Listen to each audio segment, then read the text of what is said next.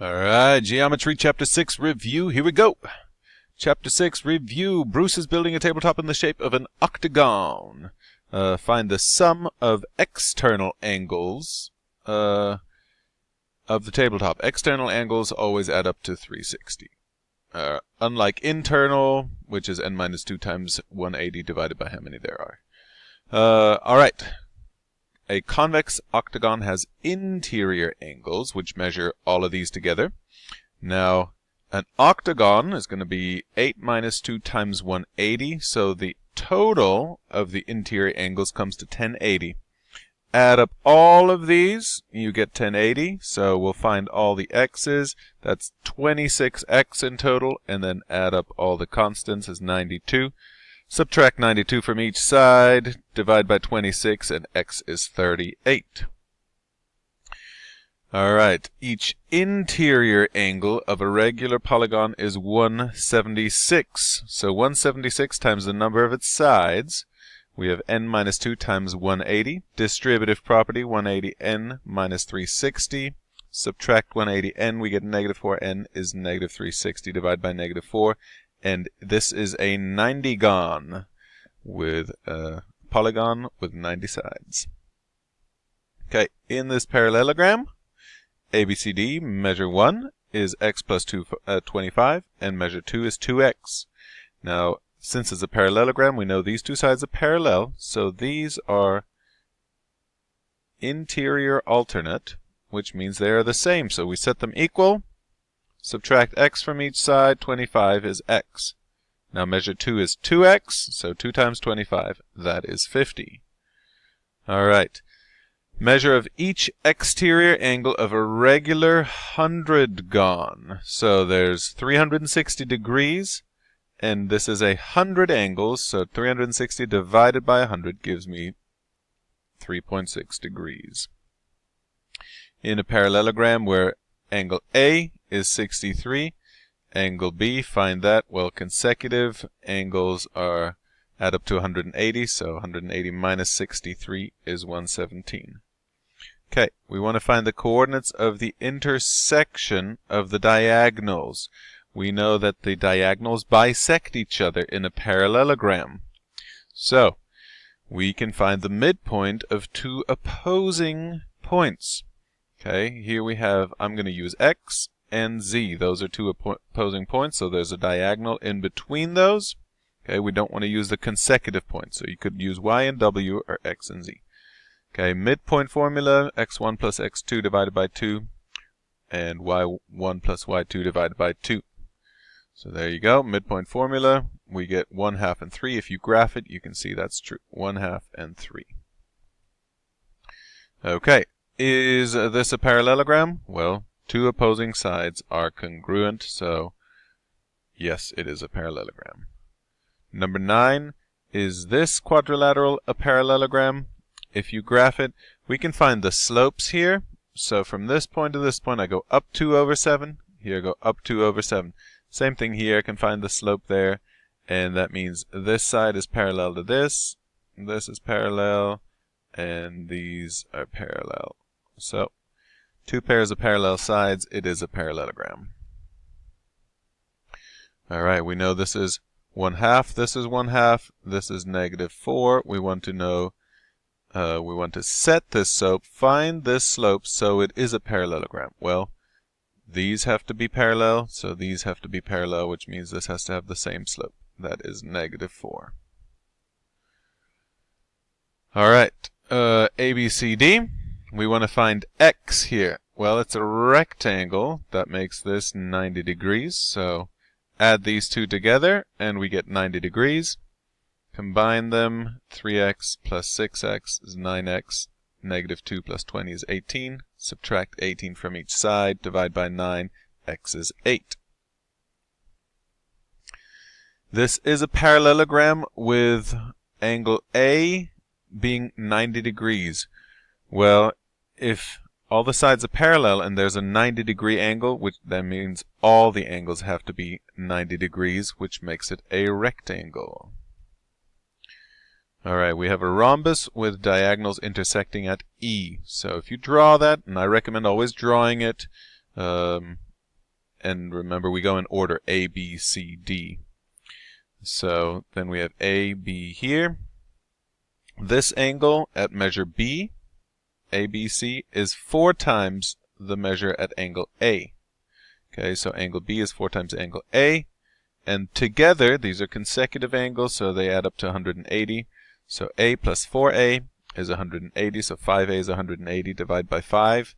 A is 36, which multiply that times 4 to get angle B, that's 144. So this is 144. And then we want to find just this part right here, EBC, or no, actually on this side, EBC, well, the diagonals bisect the angles, so half of that, 144 divided by 2, gives me 72. Alright, we have a parallelogram here, ABC, and we want to find D. Okay, somebody had the idea that D could be over here. Well, remember, we go in order, from A to B to C, which means D has to be over here. Also, I don't know that this is even, yeah, might be an option. Okay, so we know this is going to be parallel. These are on one line, so there's going to be parallel, which means the y-coordinate is going to be 4. We want to find the x-coordinate, and since it's 9 spaces from B to C, it's going to be 9 spaces from A to D, and A is at 5, so 5 plus 9 would leave us at 14. Okay. Rectangle ABCD, always draw that and label it. AB is 7x minus 6 and CD is 5x plus 30. It is a rectangle, so these two are equal. Set them equal and solve. X is 18. What's true for all rectangles? The consecutive angles are supplementary. The ABCD is a rectangle. Here, I've graphed it. This one's pretty easy. If you graph it correctly, it's going to be the same distance, right? So just follow that line, follow this line, and then read that point. So 17 is G. For this rhombus, we know that this is 128, and together these two add up to 180. So this angle here is 180 minus 128, which gives me 52. And then that's 52, this is 90, so subtract those from 180 and you get measure 1, which is 38. Alright, diagonals of square ABCD intersect at E. We know that the diagonals, if it is a square, then this is exactly half the measure, the diagonal where it intersects. So 2 times 3x plus 4 gives me the entire measure. And that's going to be the same as BD. So AC is equal to BD. So I have 2x times 2 times 3x minus 4 is the same as 10x minus 48. Distributive property, solve that x is 10. Remember, they're not asking what is x, they're asking what is AC. So I have to plug that back in. You can plug it into either one. You can plug it into here, get 100 minus 48, or plug it into there. That's what I did. 6 times 10 minus 8 is 52. Number 20. An isosceles trapezoid. Okay, isosceles means that this leg and this leg will have to be the same. So once you've graphed these, you can just count up and over and find that point. So number 20 is D, 8 and 3. For isosceles trapezoid, we want to find the measure of MNP. So MNP, that's this one right here. So first off, measure M is the same. This measure down here, this measure is the same as P. So add those two up and we find that this is 70. Then we have 28 here, and for this triangle, MNP, that's 180 degrees, so subtract 70 and 28 and get 82. Alright, couple ways you can do the median. We know that the median is halfway in between the two numbers, so there's a difference of 4 here, so there's a difference of 4 there, so it's 27.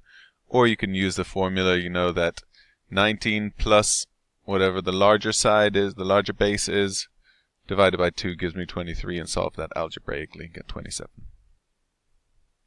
Okay, so here we have a shape. We can graph all those. You would probably see right away that that's a square, but how do we know for sure?